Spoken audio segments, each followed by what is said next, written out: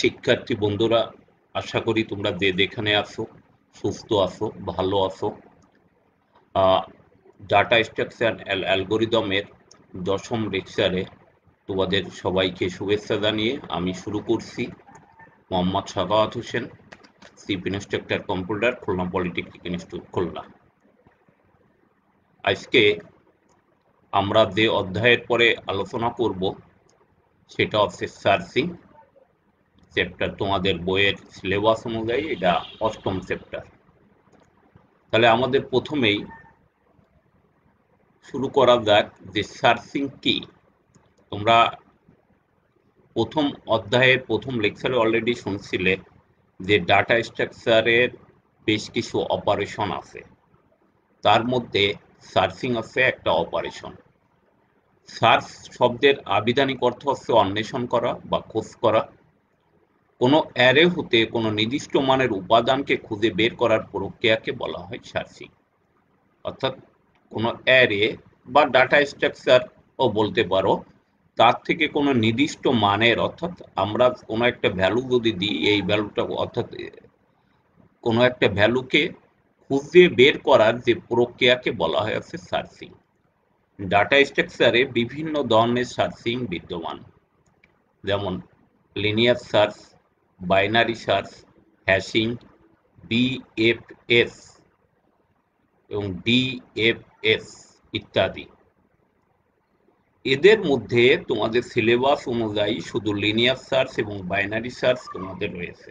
আর hashing অধ্যায়ে আমরা প্রথম অধ্যায়ে আলোচনা করছিলাম, প্রথম চ্যাপ্টারে আমরা হ্যাশিং সম্পর্কে আলোচনা করছিলাম। এই অধ্যায়ে আমরা লিনিয়ার সার্চ এবং বাইনারি সার্চ আলোচনা করব। এখানে বিপিএফ এস আর ডিপিএফএস এটা তোমরা বিএসসিতে পাবে। একটা হচ্ছে ব্রেড ফার্স্ট সার্চিং, একটা হচ্ছে ডেপথ ফার্স্ট সার্চিং। যাই হোক, এ দুটো তোমরা বিএসসিতে পড়বে। তোমাদের ডিপ্লোমাতে লিনিয়ার সার্চ, বাইনারি সার্চ এবং হ্যাশিং অধ্যায়ের কিছু আলোচনা করা। তা যাই হোক, আজকে আমরা লিনিয়ার সার্চ এবং বাইনারি সার্চ আলোচনা করব। লিনিয়ার সার্চ কি জিনিস? লিনিয়ার সার্চ সার্চিং এই মেথডের মধ্যে সবচেয়ে সহজ ও সার্চিংটাকে বলা হয়েছে লিনিয়ার সার্চ। এটা সর্টেড এবং আনসর্টেড উভয় ধরনের ডাটা সার্চিং এর জন্য লিনিয়ার সার্চ উপযোগী। অর্থাৎ ডাটা স্ট্রাকচারের উপাদানগুলো সর্টেড অবস্থায় বা আনসর্টেড অবস্থায় থাকার ক্ষেত্রে আমরা লিনিয়ার সার্চ করে থাকি। সর্টেড আনসর্টেড কথাটা যেহেতু আছে, তার মানে আনসর্টেড ডাটা, যেমন এরপরে আমরা যখন আলোচনা করব বাইনারি সার্চ, সেখানে কোনো আনসর্টেড ডাটা প্রযোজ্য হবে না, সেখানে সর্টেড ডাটা প্রযোজ্য হয়। কিন্তু ডাটা যদি আনসর্টেড থাকে তাহলে আমরা সর্বদাই লিনিয়ার সার্চ দিয়ে আমরা ডাটা উপাদানগুলোকে সার্চ করব। এই সার্চিং পদ্ধতিতে যতক্ষণ নির্দিষ্ট ডাটা খুঁজে না পাওয়া যায় ততক্ষণ পর্যন্ত প্রথম ডাটা থেকে অনুসন্ধান চলতে থাকে। অর্থাৎ লিনিয়ার সার্চে যতক্ষণ ডাটা খুঁজে না পাবো ততক্ষণ প্রথম ডাটা থেকে ক্রমান্বয়ে সার্চিং শুরু হয়ে থাকে। আমরা মেথডটা যদি একটু আলোচনা করি, লিনিয়ার সার্চের যে উপাদান অর্থাৎ আইটেমকে সার্চ করা হয় তাকে প্রথমে অ্যারের শেষে ইনসার্ট করা হয়। অর্থাৎ আমরা যে ডাটাটা সার্চ করব সেই ডাটাটাকে আমরা অ্যারের শেষে আমরা ইনসার্ট করব। তারপর আইটেমকে প্রথম উপাদানের সাথে তুলনা করা হয়। তারপর যে আইটেম থাকে সেই আইটেমকে আমরা প্রথম ডাটার সাথে তুলনা করব এবং এভাবে চলতে থাকবে। অর্থাৎ প্রথম ডাটার সাথে সার্চিং করব, এরপরে দ্বিতীয়, এরপর তৃতীয়, চতুর্থ, এভাবে আমরা ডাটাগুলো সার্চিং করতে থাকবো যতক্ষণ আইটেমকে খুঁজে না পাওয়া যায়। অর্থাৎ আইটেমকে খুঁজে না পাওয়া পর্যন্ত সার্চিং করতে থাকবো, প্রথম, দ্বিতীয়, তৃতীয়, এভাবে। এবং এক সময় ডাটা অবশ্যই পাওয়া যাবে, যেহেতু আমরা আইটেমটাকে ডাটা অ্যারের উপাদানের শেষে ইনসার্ট করে থাকি, অতএব আইটেম এক সময় অবশ্যই পাওয়া যাবে। যদি আইটেমের লোকেশন অ্যারের ডাটা উপাদানের সর্বশেষ উপাদান না হয় তাহলে সার্চিং সফল। যেহেতু আমরা যে ডাটাটাকে সার্চিং করছি সেটা অ্যারের শেষে ইনসার্ট করা হয়, তার মানে অ্যারের শেষে অবশ্যই ডাটাটা পাওয়া যাবে। সেই জন্য বলছি, যদি আইটেমের লোকেশন অ্যারের ডাটা উপাদানে সর্বশেষ উপাদান না হয়, অর্থাৎ অ্যারের ডাটা উপাদানে সর্বশেষ যদি উপাদান না হয় তাহলে সার্চিং সফল, অর্থাৎ অবশ্যই আমরা ডাটা সার্চ করে পাবো এবং সেই লোকেশনটাই আমাদের কাঙ্ক্ষিত লক্ষ্য। আর যদি আইটেমের লোকেশন ডাটা উপাদানের সর্বশেষ উপাদান হয় তাহলে সার্চিং অসফল এবং অ্যারেতে কোনো আইটেম বিদ্যমান থাকবে না, সেক্ষেত্রে লোকেশন নাল ভ্যালু রিটার্ন করবে। তারপরে শিক্ষার্থী বন্ধুরা বুঝতেই পারছো, লিনিয়ার সার্চে প্রথম মেথডটা হচ্ছে যে অ্যারের একেবারে শেষে আমরা আইটেমটাকে ইনসার্ট করব, তারপর আইটেমের সাথে প্রথম ডাটা, দ্বিতীয় ডাটা, তৃতীয় ডাটা, এভাবে আমরা তুলনা করতে থাকবো যতক্ষণ খুঁজে না পাই। এখন যদি ডাটা উপাদান নাও থাকে তাও আমরা খুঁজে পাবো, যেহেতু আইটেমকে শেষে ইনসার্ট করা হয়েছে। সেই জন্যই বলা হয়েছে যদি ডাটা উপাদান যদি একেবারে শেষের উপাদান হয় তাহলে ডাটা অসফল, অর্থাৎ ডাটা উপাদান ওখানে নাই। আর যদি ওর ভিতরে যদি কোনো উপাদান যদি পেয়ে থাকে তাহলে আর আমার শেষ পর্যন্ত দেওয়া লাগবে না। সেক্ষেত্রে প্রথম যদি একাধিক আইটেম এর মান যদি একাধিক ডাটার ক্ষেত্রে থাকে তাহলে প্রথম ডাটাটা পাইলেই সেটার লোকেশনটাকে সে রিটার্ন করবে। আর যদি একেবারেই ডাটা না থাকে তাহলে নাল ভ্যালু রিটার্ন করবে। আমি এখানে একটা উদাহরণ হিসেবে তোমাদেরকে দেখানোর চেষ্টা করছি। এখানে আমার 9টি ডাটা আছে। এখানে একটা অ্যারেতে 20, 35, 37, 40, 45, 50, 51, 55, 67 একটা অ্যারে উপাদান আছে। এখন আমার এখানে টার্গেট 37 উপাদানকে খোঁজ করব। 37 ডাটা আইটেমের লোকেশনকে আমরা চিহ্নিত করব লিনিয়ার সার্চ মেথডে। আমি এখানে যদিও 37টাকে শেষে ইনসার্ট করার দরকার ছিল, যদিও আমি এখানে দেখাই নাই, তবে অ্যালগোরিদমের নিয়ম অনুযায়ী এই ডাটাকে অ্যারের অর্থাৎ 10ম উপাদান হিসেবে 9 নম্বর লোকেশনে 37কে ইনসার্ট করা হয়। এখন যাই হোক, এখন দেখা যাক এই 37টা দেখো প্রথম ডাটা উপাদান আছে কত, 20। 20-এর সমান কিনা, সমান নয়, তার মানে আমার এর পরবর্তী লোকেশনে যাবে। পরবর্তী লোকেশনে আছে 35, তারপরে 35 এবং 37 ইকুয়াল না, এই জন্য নট ইকুয়াল লেখা হয়েছে। এরপরে দেখো তৃতীয় উপাদান অর্থাৎ 2 নম্বর লোকেশন 37 এবং 37 এটা ইকুয়াল, তার মানে আর লিনিয়ার সার্চে আর পরবর্তী ডাটাগুলো সে সার্চ করবে না। এবং এই লোকেশন কত, 2 নম্বর লোকেশন, যেহেতু 0 থেকে চিহ্নিত করা হয়েছে এই জন্য 3 নম্বর উপাদানটা 2 নম্বর লোকেশন হিসেবে আছে এবং সেই লোকেশন 2 এটাকে রিটার্ন করবে। এর পরবর্তীকালে আর কোনো ডাটা সার্চ করার দরকার নাই, যেহেতু সে প্রথম ডাটাটা পেয়ে গেছে। এর পরবর্তী উদাহরণে দেখো, পরবর্তী উদাহরণেও আমরা একই ডাটা স্ট্রাকচারের এই যে শেষে দেখো 58, আমি ডাটাটা যে আইটেম আমার 58, তাহলে 58টাকে আমরা এখানে ইনসার্ট করেছি। এখন যদি আমি ডাটাগুলো কম্পেয়ার করতে আসি তাহলে 20 58 এর সমান না, তাহলে পরবর্তী লোকেশন 35 28 এর সাথে কম্পেয়ার করবে, এটাও সমান না। এভাবে কম্পেয়ার করতে করতে করতে ডাটা খেয়াল করে দেখো যে উপাদানটাকে আমরা ইনসার্ট করেছি সেটাকেই একসময় পেয়ে যাবে। তার মানে এটা যেহেতু সর্বশেষ উপাদান, তার মানে এর লোকেশন হচ্ছে 9, অর্থাৎ আমার ডাটা ছিল n সংখ্যক, অর্থাৎ 9টা ডাটা ছিল n+1, এখন এর লোকেশন হয়ে গেছে কত, n+1, তার মানে আমি যে ডাটাটা ইনসার্ট করছি সেই ডাটাটাই পাচ্ছে, তার মানে আমার 58 এই তালিকার মধ্যে নাই। সেই জন্য আমি লিখছি রেজাল্টটাকে আনসাকসেসফুল এবং সেক্ষেত্রে রিটার্ন নাল, অর্থাৎ তোমার কোনো ডাটা এখানে নাই। আমরা এবারে তাহলে অ্যালগোরিদমটা দেখা যাক। অ্যালগোরিদমটা লিনিয়ার সার্চে আমি এখানে ধরে নিচ্ছি যে অ্যারেটার নাম হচ্ছে ডাটা, n সংখ্যক তার উপাদান আছে, যে ডাটাটি সার্চ করছি সেটা হচ্ছে আইটেম এবং যে ভ্যালুটা আমাকে রিটার্ন করবে সেটা হচ্ছে লোকেশন। আমরা মেথডে আগেই বলছিলাম শুরুতে আমার ডাটা অ্যারে উপাদানের শেষে আমি ডাটাটাকে ইনসার্ট করব, এখানে সেটাই করে আসছে, যেহেতু n সংখ্যক উপাদান তাহলে এর শেষে n+1 লোকেশন নামক ইন্ডেক্সে আমি আইটেমকে এখানে ইনসার্ট করছি এবং অ্যালগোরিদম অনুযায়ী শুরুতেই লোকেশন আমি অন দিয়ে রাখছি।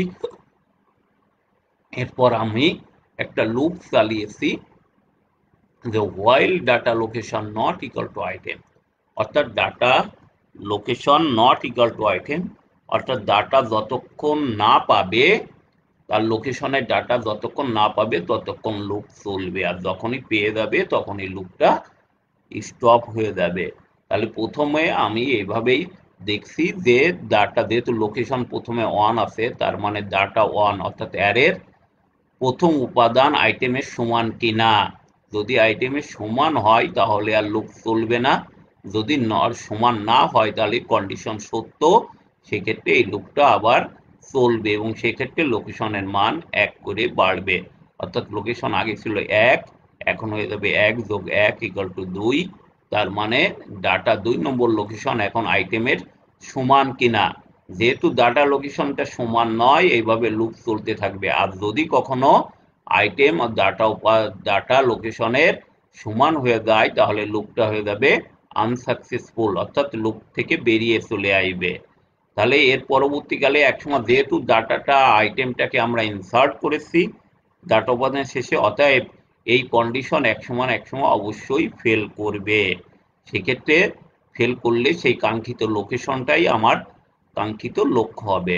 সেই জন্য আমি আবার কন্ডিশন দিছি ইফ লক ইকুয়াল টু না n প্লাস ওয়ান, অর্থাৎ লোকেশন যদি n প্লাস ওয়ান হয় তাহলে লোকেশন 0 এবং সেটাকে রিটার্ন করবে। আশা রাখি যদি তোমরা একটু সচেতন হও তাহলে এই অ্যালগোরিদমটা ভালো করে বুঝতে পারবে। এবং আমি পূর্বে যে উদাহরণগুলো দিচ্ছি এই উদাহরণটাও দেখো, তুমি এখানে খেয়াল করে দেখো, যদি আমার যে উপাদানটা যদি এভাবে প্রথম থেকে কম্পেয়ার করতে করতে আসবে, যদি প্রথম উপাদানের সাথে আইটেমকে এখানে আইটেম 37 কম্পেয়ার করবে, এভাবে কম্পেয়ার করতে করতে যখনই পেয়ে যাবে তখনই লুপ থেকে যার যখনই সেই লোকেশনটাই আমার কাঙ্ক্ষিত লোকেশন হবে। এর পরবর্তীকালে আমরা এর পরবর্তী সার্চ অর্থাৎ বাইনারি সার্চে ঢুকবো। আগেই বলে রাখি বাইনারি সার্চে যাওয়ার আগে আমাদের প্রতিটা অ্যালগোরিদমের কমপ্লেক্সিটি একটু জানা উচিত। আমরা জানি যে কোনো অ্যালগোরিদমের কমপ্লেক্সিটিতে ক্ষেত্রে 3টে কেস আছে, একটা আছে বেস্ট কেস, রোস্ট কেস আর একটা আছে অ্যাভারেজ কেস।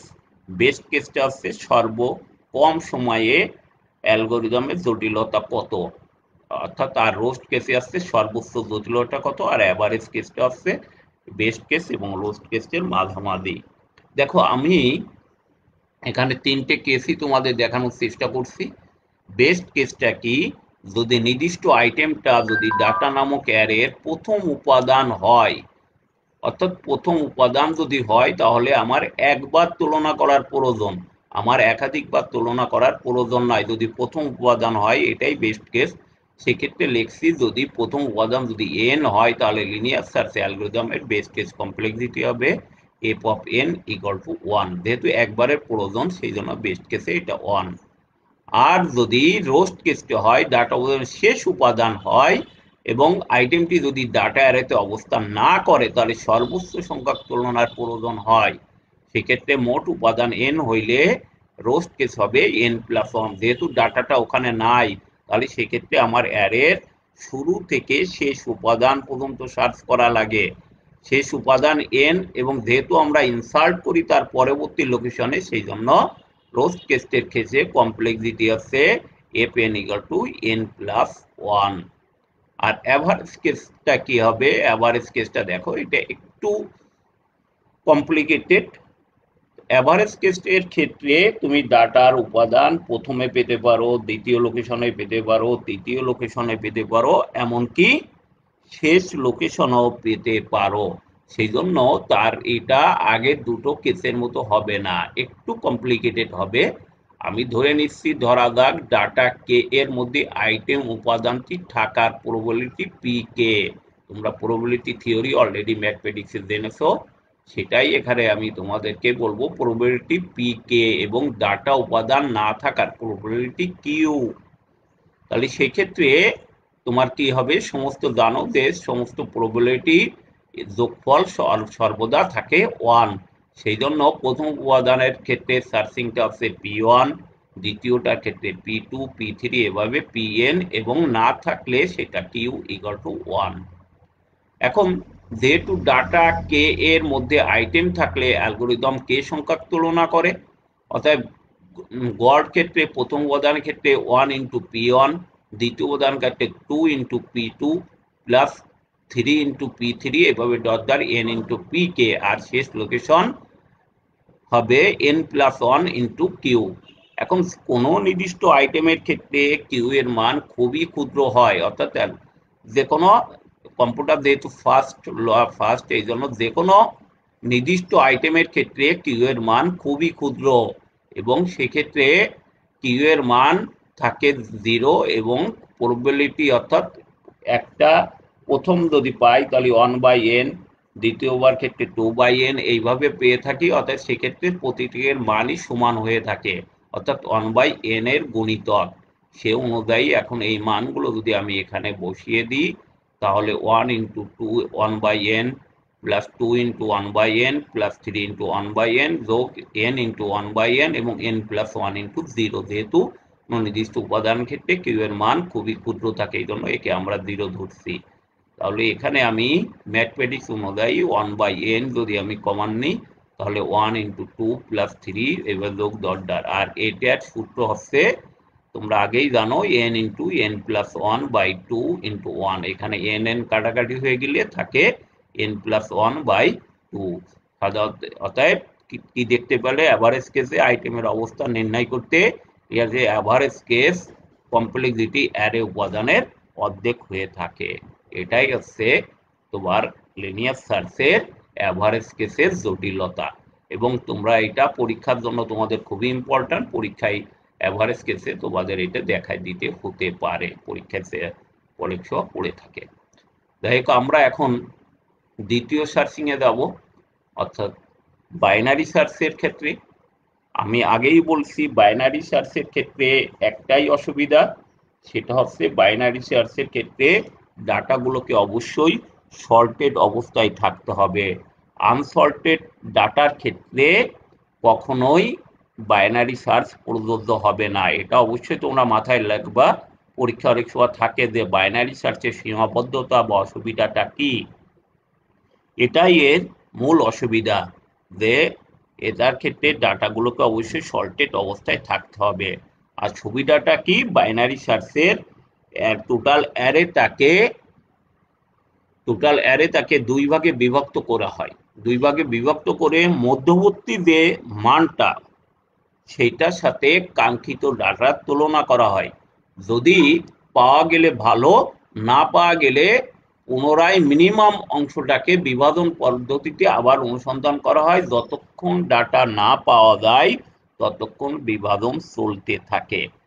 অর্থাৎ আমি যদি আরো একটু সহজ করে বলি, এক্ষেত্রে পুরো অ্যারেটাকে 2 ভাগ করা হয়, 2 ভাগ করে তার যে মিডিল মানটা নির্ণয় করা হয়, এবং সেই মিডিল মানটা আমার আইটেমের সাথে তুলনা করা হয়। যদি তুলনা করে আইটেমের সমান হয় তাহলে আমার ওটাই হচ্ছে তার লোকেশন। আর যদি মিডিল মানের চেয়ে যদি ডাটা উপাদান বড় হয় তাহলে আমার প্রথম যে লোয়ার মানটা পরিবর্তন হয়ে যায় এবং সেটা মিডিল প্লাস 1 হবে। আর যদি ডাটা উপাদান যদি মিডিলের চেয়ে যদি ছোট হয় তাহলে আমার হচ্ছে লাস্ট মান, অর্থাৎ আর শেষের যে অ্যারে ইন্ডেক্সের মানটাকে মিডিলের থেকে 1 কমিয়ে ওখানে রাখা হয়। তাহলে সেক্ষেত্রে দেখা যায় যে টোটাল অ্যারেটার একটা পার্ট বাদ হয়ে যায় এবং একটা মিনিমাম একটা অংশ বিদ্যমান থাকে। সেই মিনিমাম অংশটাকে বারবার বিভাজন প্রক্রিয়া করা হয় যতক্ষণ পর্যন্ত না আমি ডাটা খুঁজে না পাবো। আমি এটা একটা উদাহরণ হিসেবে দেখালে তোমরা অবশ্যই ক্লিয়ার হবে। খেয়াল করে দেখো, আমি এখানে সেই একই উদাহরণ দিয়ে দেখানোর চেষ্টা করছি। এখানে আমার 9টি ডাটা আছে, আমার টার্গেট 37। তাহলে এক্ষেত্রে দেখো তোমার অ্যারেটার আর একটা মিনিমাম ভ্যালু আছে, একটা ম্যাক্সিমাম ভ্যালু আছে। অর্থাৎ এরপরে দেখো পরের স্লাইডে আমার ফার্স্ট অর্থাৎ লো এর মান হচ্ছে 0 আর হাই এর মানটা হচ্ছে 8, তাহলে আমার মিডিল বের করতে হবে এই সূত্র অনুসারে লো প্লাস হাই ভাগ 2, অর্থাৎ 0 যোগ 8 ভাগ 2 ইকুয়াল টু 4, তার মানে মিডিল এর মান 4, এবং দেখো এখানে মিডিলটা দেখানো হয়েছে 4, আর ফার্স্টে আছে 0, লাস্টে আছে 8। এখন যদি আমার এই মিডিলের যে ডাটা উপাদান 45 সেইটা আমার কাঙ্ক্ষিত লক্ষ্য 37-এর সাথে তুলনা করা হবে, যদি এটা সমান হয় তাহলে রিটার্ন করবে এই মিডিল ইন্ডেক্সটা, আর যদি 37 যদি মিডিলের চাইতে ছোট হয় তাহলে এই লাস্ট এই ভ্যালুটা চলে আসবে মিডিল -1, অর্থাৎ এইখানে। সেক্ষেত্রে আমার এই 45 থেকে 37 এই অ্যারেটুকু আর আমার দরকার থাকবে না, সেক্ষেত্রে আমার 20 থেকে 40 এই ডাটা উপাদান থেকে যাবে। আর যদি 37 যদি ডাটা উপাদান যদি বড় হয় তাহলে এই লোর মানটা পরিবর্তিত হয়ে চলে আসবে এই পঞ্চম ইন্ডেক্সে, অর্থাৎ লো এ মিডিল +1। সেক্ষেত্রে আমার এই 20 থেকে 45 পর্যন্ত এই ডাটাটা আর বিদ্যমান থাকবে না, আমার 50 থেকে 67 এই ডাটা উপাদানগুলো আমার চলে আসবে। এজন্য আমরা এই ক্ষেত্রে এই বাইনারি সার্চে এটাই সুবিধা যে আমার যে পুরো ডাটা এটাকে আমরা বিভক্ত করে ফেলতে পারি দুই ভাগে। তাহলে এই ক্ষেত্রে খেয়াল করে দেখো, এক্ষেত্রে নিশ্চয়ই তোমার মিডিল ইন্ডেক্স 45 এটা নিশ্চয়ই 37-এর সমান নয়, তাহলে সেই ক্ষেত্রে আমার এই এর পরবর্তী কন্ডিশন দেখতে হবে 37 অ্যারে মিডের চেয়ে বড় কিনা। নিশ্চয়ই অ্যারে মিডে আছে তোমার হচ্ছে 45, নিশ্চয়ই এটা 37 থেকে বড় নয়, তার মানে আমার ডাটা এদিকে আর যাবে না, তার মানে এইটুকু আমার আর অ্যারে তুলনা করার প্রয়োজন হবে না, তাহলে অবশ্যই এটা মিডিল থেকে ছোট, তার মানে আমার এই লাস্ট ভ্যালুটা এখন চলে আসবে মিডিল -1, অর্থাৎ 40-তে, অর্থাৎ 3 নম্বর ইন্ডেক্সে। দেখো পরবর্তী স্লাইডে এই যে লাস্ট চলে আসছে কত 3 নম্বর, এবং যে ফার্স্ট এইখানে 0 আছে, অর্থাৎ লোতে 0, হাইতে আছে তোমার 3, তাহলে এখন লো 0 প্লাস হাই 3 ভাগ 2, এখানে ভাগ 2 হলে হয় 1.5, কিন্তু এটা ইন্টিজারের আর কোনো ফ্র্যাকশন পার্ট থাকবে না, এই জন্য এটা হচ্ছে কত, এখন হচ্ছে মিডিলের মান 1, মিডিলের মান 1, সেই জন্য দেখো 1 ইন্ডেক্সে মিডিল করে রাখছে। এখন তাহলে এই মিডিলটা অ্যারের সাথে তুলনা করা হলে দেখো আর এই অ্যারে এই বাকি অ্যারেগুলো এই জন্য কোনো কাউন্টে আসছে না, এই জন্য এইগুলোকে আমি ব্ল্যাক করে রাখছি। তাহলে এখন মিডিলের মান 37-এর সমান নয়, তাহলে এখন দেখব 37 থেকে বড় কিনা, আর 35 থেকে বড় কিনা। যদি বড় হয় তাহলে এই লো ভ্যালুটা চেঞ্জ হবে, আর যদি ছোট হয় তাহলে লাস্ট ভ্যালুটা চেঞ্জ হবে, অর্থাৎ 37 নিশ্চয়ই অ্যারে মিড থেকে বড়, এই জন্য ফার্স্ট অর্থাৎ লোর মানটা পরিবর্তন হয়ে যাবে মিডিল +1, অর্থাৎ পরবর্তীতে আমার লোটা হবে অ্যারের 2 নম্বর ইন্ডেক্স, আর লাস্ট ইকুয়াল একই জায়গা বিদ্যমান থাকবে।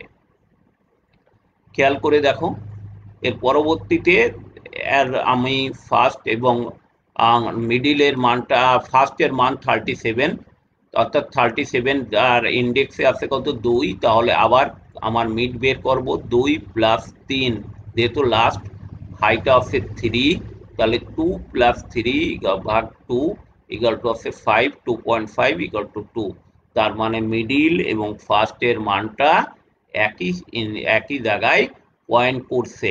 এখন দেখো আমার কাঙ্ক্ষিত লক্ষ্য ছিল 37 এখানে অলরেডি ইকুয়াল হয়ে গেছে, তার মানে রিটার্ন মিডিল, অর্থাৎ রিটার্ন করবে 2। এখন যদি তোমার ডাটা যদি এভাবে যদি ডাটা যদি না পাওয়া যেত তাহলে সেক্ষেত্রে কি হবে, ডাটা যদি না পাওয়া যায় সেক্ষেত্রে যে তোমার অর্থাৎ এখানে মিডিল 37 তোমার রিটার্ন করছে, এই 37-এ এখন রিটার্ন করছে, এই জন্য অ্যারের বাকি ইন্ডেক্স আর নাই। যদি ডাটা না পাওয়া যেত তাহলে সেক্ষেত্রে আমার একটা কন্ডিশন থাকতো, লো যদি হাই থেকে কখনো বড় হয়ে থাকে তাহলে সেক্ষেত্রে কোনো ডাটা পাওয়া যাবে না, এবং সেক্ষেত্রে আমার হচ্ছে এই বাইনারি সার্চে তখন আমার এই কন্ডিশন থাকবে যে লো যদি হাই থেকে বড় হয়ে যায় তাহলে ডাটা উপাদান সেখানে নাই। অ্যালগোরিদমে তোমরা আরো ক্লিয়ার হবে। দেখো তোমার এখানে অ্যালগোরিদমে বাইনারি নামে আমি অ্যালগোরিদমটার নাম দিছি। এখানে অ্যারেটা হচ্ছে ডাটা, আর lower bound upper bound. Lower bound তো জানো যে অ্যারে ইন্ডেক্সের ক্ষুদ্রতম মানকে বলি লোয়ার বাউন্ড, সর্বোচ্চ মানটাকে বলি আপার বাউন্ড। আর এখানে যে ডাটাটা আমরা করবো সেটা আইটেম, এবং লোকেশন হচ্ছে আমাদের আউটপুট। তাহলে প্রথমে লোটাকে রাখবো লোয়ার বাউন্ডে, হাইটাকে বলবো আপার বাউন্ডে, এবং মিডিল হবে হাই প্লাস লো ভাগ 2। এরপরে খেয়াল করে দেখো আমার কন্ডিশন দুটাই, যদি ডাটা মিট যদি যতক্ষণ আইটেমের সমান না হবে ততক্ষণ পর্যন্ত এই লুপটা চলবে, আর একই সাথে এর সাথে এন্ড কন্ডিশন লো যতক্ষণ হাই থেকে ছোট বা সমান পর্যন্ত চলবে। যদি লো যদি বড় হয়ে যায় তাহলে এই কন্ডিশন ফেল করবে। এই দুটো কন্ডিশন যেহেতু এন্ড কন্ডিশন, যে কোনো একটা মিথ্যা হলে এই এই থেকে কন্ডিশন মিথ্যা হয়ে যাবে, এবং সেক্ষেত্রে তোমার এই লুপটা আর চলবে না। যতক্ষণ পর্যন্ত এই দুটো কন্ডিশন সত্য থাকবে তখন তো লুপ চলতে থাকবে। এই জন্য প্রথমে লেখা হয়েছে যদি, যেহেতু ডাটা মিট আইটেমের সমান হলে কন্ডিশন ফেল হয়ে যাবে, এই জন্য আর যতক্ষণ সমান না হয়, সমান না হলে আইটেম তোমার ডাটা মিট থেকে ছোট অথবা বড় হইতে পারে। যদি ছোট হয় তাহলে তোমার চেঞ্জ হবে কোথায়, অর্থাৎ হাই চেঞ্জ হবে পিছন থেকে, অর্থাৎ ডাইন সাইড থেকে বামে আসবে হাইটা, সেই জন্য মিড মাইনাস 1। আর যদি আইটেম যদি ডাটা উপাদানের চেয়ে বড় হয় তাহলে লো চেঞ্জ হবে, অর্থাৎ লো হবে মিড প্লাস 1, এবং এই কন্ডিশন শেষ হয়ে যাবে। আর সমান হলে তো এখানে অলরেডি অ্যালগোরিদম থেকে বেরিয়ে যাবে। যদি সমান না হয় এবং লো যদি হাইয়ের থেকে সমান বা ছোট থাকে তাহলে তোমার আবার মিডিল মানটা বের করতে হবে। মিডিল মানটা বের করতে হবে, এবং এই মিডিলটা আবার এই লুপটা ততক্ষণ পর্যন্ত চলতে থাকবে, এবং তুমি কোনো সময় লো এবং হাই চেঞ্জ হবে, কখনো লো চেঞ্জ হবে, কখনো হাই চেঞ্জ হবে, এবং প্রতিটা ক্ষেত্রে তোমার এবং প্রতিটা ক্ষেত্রে তোমার মিডিলের মান বের করতে হবে, এবং এই কন্ডিশন অনুযায়ী লুপটা চলতে থাকবে। যদি কোনো কন্ডিশন আনফেল করে তাহলে লুপ থেকে বেরিয়ে যাবে, এবং সেক্ষেত্রে তোমার দুটো জিনিস হতে পারে, ডাটা মিট যদি আইটেমের সমান হয় তাহলে লোকেশন মিট হবে, আর যদি সমান না হয় তাহলে লোকেশন হবে নাল। সেক্ষেত্রে তোমার হচ্ছে, এবং সেক্ষেত্রে লোকেশন হবে নাল, আর যদি ডাটা পেয়ে যায় তাহলে লোকেশন হবে মিড, এবং এরপরেই তোমার অ্যালগোরিদমটা এক্সিট হবে। এই তাহলে আমরা লিনিয়ার সার্চ এবং বাইনারি সার্চ দেখলাম। এখন এই দুটো সার্চের মধ্যে পার্থক্য কি, অলরেডি তোমরা পার্থক্য বুঝতেই পারছো। লিনিয়ার সার্চ সর্টেড বা আনসর্টেড যে কোনো ডাটা থেকে আইটেমটা সার্চ করা সম্ভব। বাইনারি সার্চ শুধুমাত্র সর্টেড ডাটা থেকে সার্চ করা সম্ভব। এখানে ডাটা একদিক থেকে পর্যায়ক্রমে ডাটা তুলনা করা হয়, আর এখানে সমগ্র ডাটাকে দুই ভাগ করে ঠিক মাঝখান থেকে ডাটা তুলনা শুরু করে, এবং এর রোস্ট কেস, এর সর্বোচ্চ রোস্ট কেস হচ্ছে n+1, আর এর রোস্ট কেস হচ্ছে log2 বেজ n+1, কারণ এখানে ডাটাটাকে দুই ভাগ করে করা হয়, আবার সেই প্রতিটা ভাগকে আবার দুই ভাগ করা হয়, সেই জন্য এটার কমপ্লেক্সিটি log2n। অর্থাৎ যদি তুমি ডাটা সার্চ করো তাহলে বাইনারি সার্চে খুব দ্রুতই তুমি ডাটা পেয়ে যাবা, তবে এক্ষেত্রে সমস্যা একটাই, উপাদানগুলোকে অবশ্যই সর্টেড অবস্থায় করতে হবে, এবং আমরা সামনের লেকচারে সর্টেড অধ্যায়টা আলোচনা করব। এর অ্যাভারেজ কেসের কমপ্লেক্সিটি আসছে n+1/2, যেটা অলরেডি দেখছো, আর এর রোস্ট কেসের অ্যাভারেজ কেস এবং রোস্ট কেস একই থাকে। এখানে অ্যালগোরিদমটা রান করতে সর্বাধিক n সমানুপাতিক সময় প্রয়োজন, আর এখানে log2 বেস n সমানুপাতিক সময়ের প্রয়োজন। আমরা নেক্সট চ্যাপ্টার সর্টিং অধ্যায়টা আলোচনা করব। পরিশেষে প্রত্যেকেই আমার স্লাইডটা ভালো করে দেখবে এবং প্রত্যেকে ভালো থাকবে, রেগুলার পড়াশুনো করবে। তোমাদের এর এর পরবর্তীকালে যে কোনো টাইমেই ক্লাস শুরু হলেই তোমাদের পরীক্ষা শুরু হয়ে যাবে, সেই জন্য তোমরা প্রত্যেকেই পড়াশুনো করবে, ভালো থাকবে এবং স্বাস্থ্য সম্পর্কে নিজেরা সচেতন থাকবে। এবং স্বাস্থ্যবিধি মেনে চলবে। যাই হোক, আজকে তোমাদের থেকে বিদায় নিচ্ছি। যদি জীবিত থাকি তাহলে আবার সামনের সপ্তাহে তোমাদের সাথে দেখা হবে এই অনলাইন লাইভ ক্লাসে। প্রত্যেককে ধন্যবাদ।